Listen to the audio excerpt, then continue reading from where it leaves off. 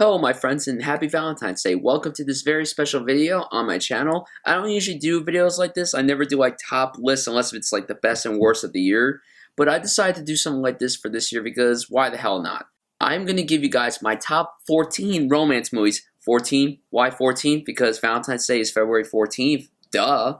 And also there are a lot of good romance movies out there when you think about it because most romance movies nowadays are kind of hit or miss.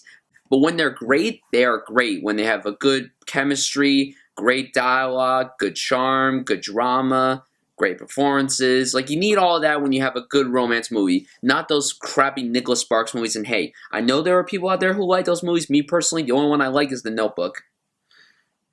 I'm sorry. And by the way, that is not on my list. So, don't kill me. This wasn't an easy list for me to make. There are so many great romance movies out there that I hate that I had to take some of them off the list. But remember, this is my personal list. These are my personal favorite ones. So let's get into my list with number 14.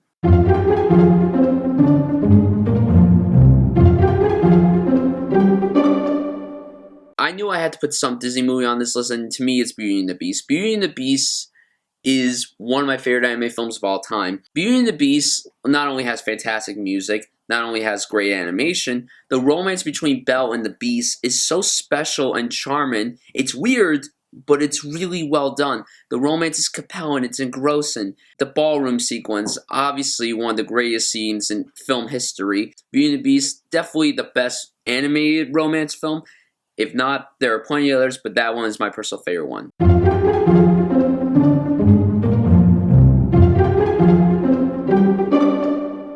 Moonrise Kingdom was a really special film for me to see because it was my first Wes Anderson film, and Moonrise Kingdom is spectacular. The writing by him and Roman Coppola is really, really superb. The chemistry between these two kids is something I never expected to enjoy because I'm not really fond of child actors, but these two kids were great. All the other performances were fantastic. Edward Norton.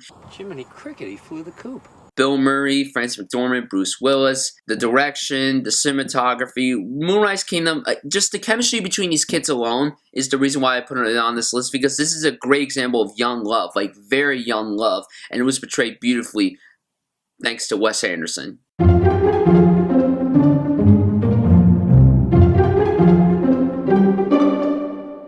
Now, this is a weird one for me to put on the list because I know a lot of people are going to be like, why is this so on the list? I'll be honest with you, I've only seen Brokeback Mountain one time, and I can tell you right now, I was compelled by it. This movie really broke me. I didn't expect to fall in love with a movie about two cowboys falling in love. It's a sad story. It feels real. And Heath Ledger and Jake Gyllenhaal are utterly terrific in this movie. I kind of wish both of them won Oscars for this movie, especially Jake Gyllenhaal. I thought that he should have won the Academy Award for this. And then you have other performances in this movie like Anne Hathaway and Michelle Williams. And you feel bad for both of them because their lovers are falling in love with each other. You couldn't have picked a better director for this than Ang Lee. Ang Lee won the Best Director Oscar for this. This film should have won Best Picture, but no, it had to go to friggin' Crash. Like, what the hell?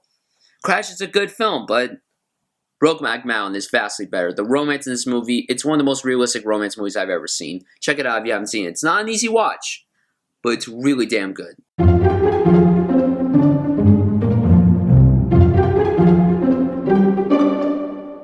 "500 Days of Summer" is a brilliant romantic comedy directed by Mark Webb, the man who later went on to direct the Amazing Spider-Man films.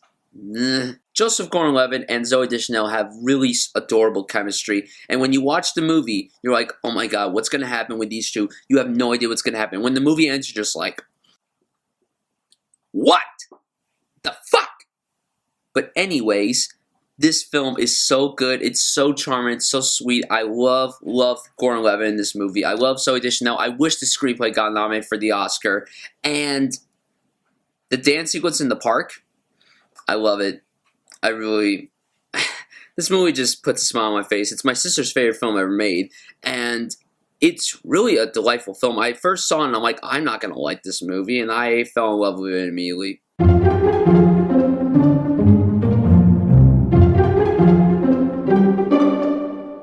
Casablanca is not the only older film I have on this list. Don't worry.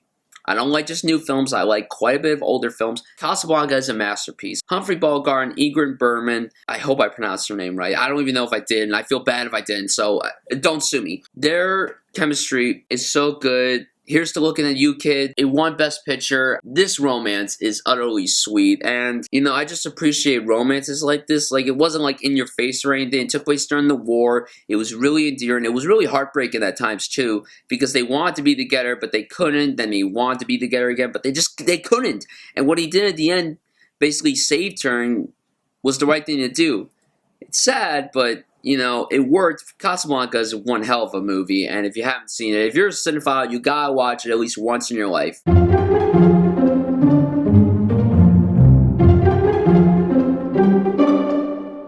Lost in Translation is the film where we saw Bill Murray show his true acting chops. Sofia Coppola helmed this. This was, I think, her first film. I'm not entirely sure. It's a weird one. It's not for everybody, but I'm telling you guys, it's worth watching specifically for Bill Murray. His chemistry with Scarlett Johansson is really, really sweet. It's powerful. We have this actor that's struggling to be a hit, and we have this young girl who's a recent college graduate. They meet up, they talk. It's really great. And Sofia Coppola's direction and writing is so good that I'm really glad that this film got so many award nominations and everything. She got, I think she was like the third female director nominee. She won the screenplay award. I think Bill Murray should have won the Oscar for this movie, but then again, Sean Penn and Mystic River, that performance is one of the best of the last 15 years. Like, that performance is...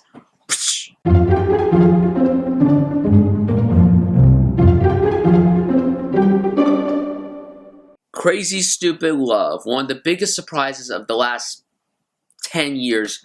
The trailers looked extremely generic, like an extremely generic romantic comedy, but I said I will go see it specifically for the talent. And holy crap, it blew my expectations. It blew everyone's expectations. I love this movie. It's one of my favorites of the last decade. I think that Crazy Stupid Love is a genius film. It's extremely funny. It's extremely heartfelt. The chemistry between everybody is great. Steve Carell and Ryan Gosling's camaraderie is something that was so unexpected. And this is the first film where I saw it. I'm like, hey, I actually like Ryan Gosling. Then he did Drive later that year and Ides of March. And ever since then, he's been one of my favorite actors.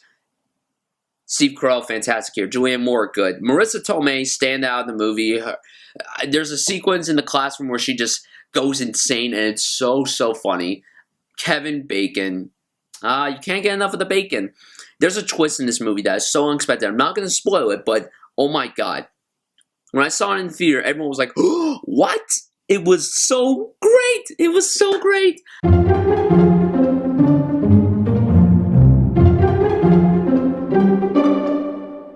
Sideways is one of my all-time favorite films. Alexander Payne directed this. He's the guy who made Election, Nebraska, About Schmidt, The Descendants. This film is another example of a great comedy drama. There's two romances in this movie. One being between Paul Giamatti and Virginia Madsen's characters, and then Thomas Hayden Church and Sandra Oh's characters. Thomas Hayden Church is getting married. He goes up to wine country with Paul Giamatti 1 week before he gets married. And he's like, you know what? I want to get laid. And that's from Thomas Hayden Church's character. Remember, he's getting married. He's like, I want to get laid, Miles. I think that's Paul Giamatti's name. I want to get laid, Miles. So let's go find some chicks. And the romance between Giamatti and Madsen, that's really adorable. And it's really heartbreaking, too, because they have that great scene on the porch where she's talking about wine. And then it's like the great music playing in the background. It's really great. Now, this film, I think, is pretty underrated. No one ever talks about this movie. People are like, oh, it's overrated. Who talks about this movie? No one talks about it. It was probably talked about the year it came out, and ever since then, it's been under the radar. Like, people, watch this fucking movie, because this movie is a fucking masterpiece. Please, please, for the love of God, watch this movie. If you love great performances and a fantastic screenplay, this is your kind of movie. So please, please, please check out Sideways if you haven't seen it.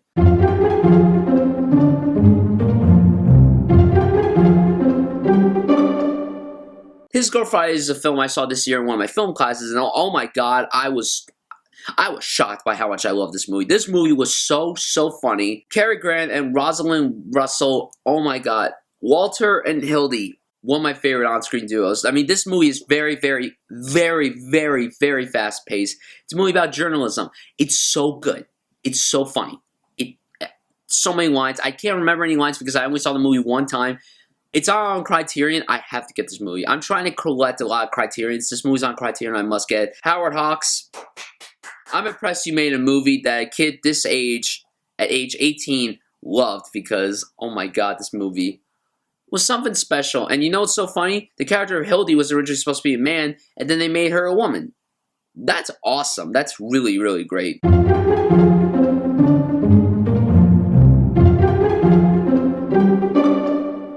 Punchdrunk Love. Paul Thomas Anderson made Punchdrunk Love, and it changed a lot of people's perspective on Adam Sandler, because before this, Adam Sandler was doing nothing but comedies. And everyone's like, what is this? He's in a movie from the guy who made Boogie Nights and Magnolia? Let's check this out. And everyone was like, Adam Sandler can act. Wow. This is Adam Sandler's best performance. Academy, what the hell is wrong with you for snubbing him? What the hell, Academy? Adam Sandler's performance as Barry is so heartbreaking that it's insane. He has all these mental breakdowns. He has like 25 sisters. It's insane what he does. He always wears that blue suit. There's a sequence where he's running away from some guys. It's supposed to be funny, but at the same time, it's actually really scary. His performance is one of my favorite dramatic performances from a comedic actor. It's probably my second favorite behind Robin Williams and Good Will Hunting. And his chemistry with Emily Watson is really, really sweet. She cares about him, but he just doesn't know what to do. And then he cares about her. They fall in love. It's really great. Philip Seymour Hoffman's Shut Up sequence in this movie is one of my favorite sequences in any movie ever. And this isn't even one of my all-time favorite movies. So that's saying something. Paul Thomas Anderson, this is probably my third favorite film he's done. My favorite is There Will Be Blood, then Boogie Nights, and then this. He's a fantastic filmmaker, and I would love to see him work with Adam Sandler again. Adam Sandler needs to do some more serious stuff like this, but Punchdrunk Love, beautiful romance movie, just outstandingly well done.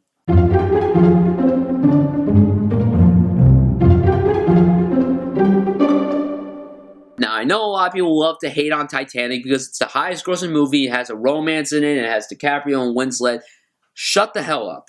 This is a fantastic movie. Whether you like it or not, this is actually a very important film in cinema. It changed the game of visual effects. First half of this movie is a romance movie. The second half is a disaster movie, a straight-up disaster movie where you're scared. You're on the edge of your seat and you're like, but it's just the Titanic sinking. Yes.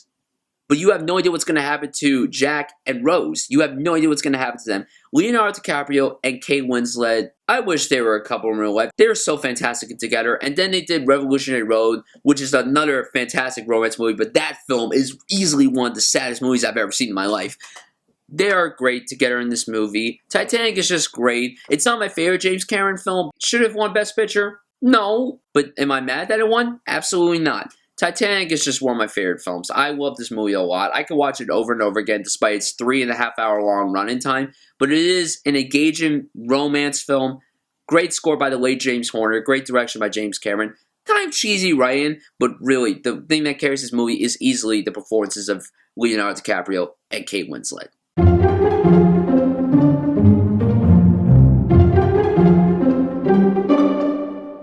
Jim Carrey for Best Actor. Why the hell wasn't he nominated? Eternal Sunshine of the Spotless Mind. Michel Gondry directed this. Charlie Kaufman wrote this. Oh my god. One of the greatest films ever made. One of the best screenplays ever written. One of the best directed films ever. One of the best acted films ever. Jim Carrey in this movie is absolutely phenomenal. Before this, he had shown his acting chops with films like The Truman Show, Man on the Moon, and then he made this. How is it that he didn't get nominated for Best Actor? Why is it that Kate Winslet, who was fantastic in the movie as Clementine, why is it that she got nominated and Jim Carrey didn't? Jim Carrey is a man named Joel. He has a lot going on with him. He meets the girl Clementine, who has a lot of different colors to her hair. They have a romance. I'm not even going to say what happens during this movie, but I'm just going to say there's like memory erasement. There's like sci-fi elements, romance films, comedy, drama, mystery. Oh my god, there's so many different elements to this movie. This is a sci-fi romance when you think about it. It doesn't take place in the future. It takes place in present day. But man, it's so great. Jim Carrey and Kate Winslet's chemistry is out of this world brilliant. I would love to see him do another film together. I would love to see Jim Carrey do another film like this because honestly, he's long overdue of an Academy Award nomination. He should have got one for this. Hell, he should have won for this, but would he have beat Jamie Foxx and Ray? I don't even know. He got a Golden Globe nomination for this. He got a BAFTA nomination for this. He should have gotten an Oscar nomination. So what the hell, Academy? What the living hell?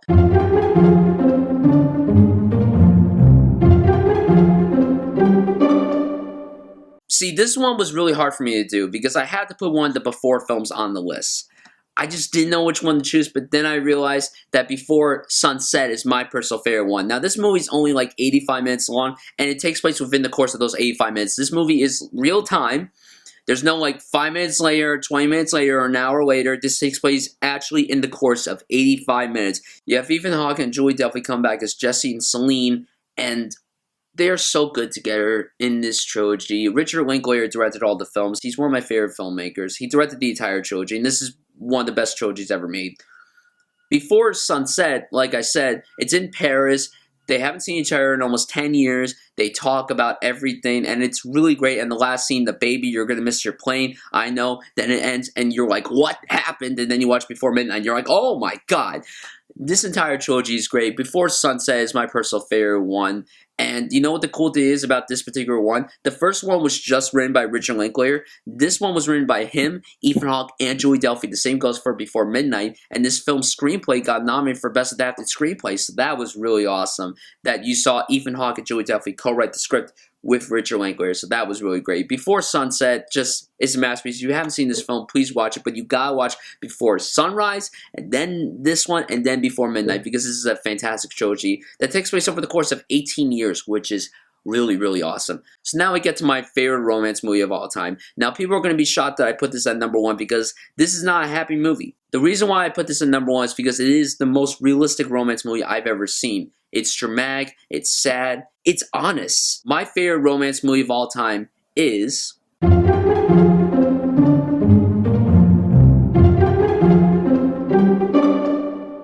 Blue Valentine, directed by Derek C. of France, the man who made The Place Beyond the Pines and The Light Between Oceans. This guy is really great. Blue Valentine, you have Ryan Gosling and Michelle Williams as a married couple.